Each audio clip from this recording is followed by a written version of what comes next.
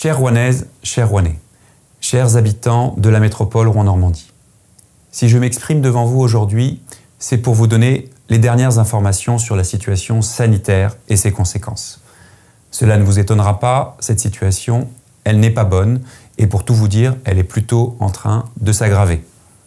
Le taux d'incidence, c'est-à-dire le nombre de personnes contaminées chaque jour, augmente. Il est de plus de 400 pour 100 000. Les 3/4 de ces contaminations, d'ailleurs, sont dues à ce que l'on appelle le variant anglais, qui est plus infectieux, plus contagieux, et qui touche aussi plus de personnes moins âgées. Nous sommes donc, et c'est malheureux, dans le trio des agglomérations des métropoles les plus touchées de France, avec Paris et Nice, juste devant Lille. Dans ce contexte, il est absolument impératif de respecter strictement les mesures sanitaires nationales et de respecter strictement, systématiquement, les gestes barrières. Sur le front de la vaccination, les 7 centres mis en place dans notre agglomération fonctionnent globalement bien. Mais l'honnêteté m'oblige à vous dire que ce qui nous manque, ce ne sont pas les médecins, les infirmiers, les bénévoles qui sont présents, et nous les en remercions chaleureusement. C'est d'abord les vaccins.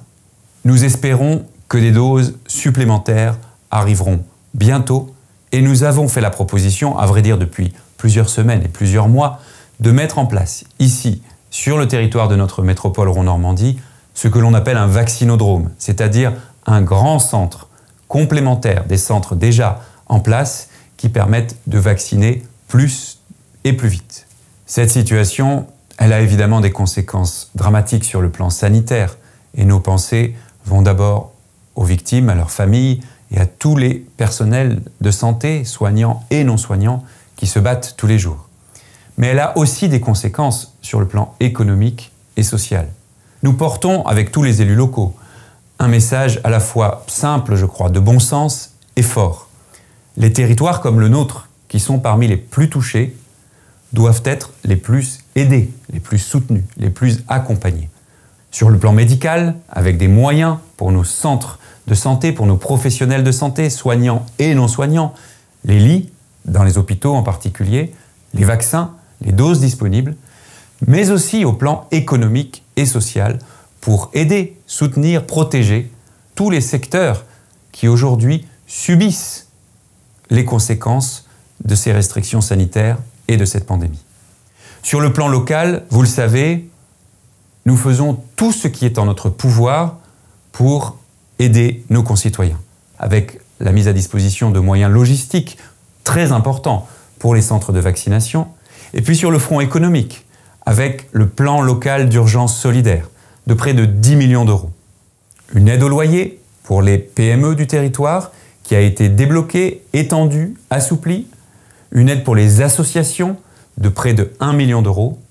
Une aide pour les jeunes également, avec à la fois le dispositif Un jeune, un stage, 1 000 euros, et une nouvelle plateforme Priorité Jeunes qui permet, en particulier en matière de santé mentale, de soutien psychologique, à chacune et chacun d'entre vous, si vous le souhaitez, de devenir marraine ou parrain d'un jeune du territoire pour l'écouter et l'accompagner. J'ajoute également le dispositif sur le télétravail, qui est peut-être moins connu, mais qui est très important et qui permet aux PME du territoire de s'équiper, de bénéficier de soutien financier pour favoriser, quand c'est possible bien sûr, le télétravail pour leurs employés. Vous le voyez, je ne vous le cache pas, oui, les temps sont difficiles. Et il est possible, probable même si j'espère me tromper bien sûr, que les prochains jours, les prochaines semaines soient également compliqués.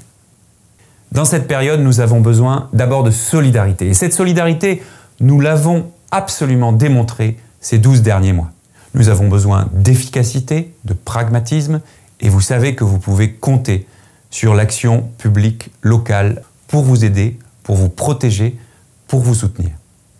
Et puis enfin, nous avons besoin de responsabilité, car nous savons que nous ne sortirons de cette pandémie qu'avec la vaccination et avec la responsabilité individuelle de chacune et de chacun d'entre nous, en appliquant systématiquement les gestes barrières, en évitant tout contact avec des personnes au-delà de notre cercle proche et, de manière générale, en respectant systématiquement les mesures sanitaires. Nous avons une conviction. Ensemble, nous pouvons. Nous allons nous en sortir. Nous comptons sur vous, comme vous savez pouvoir compter sur nous.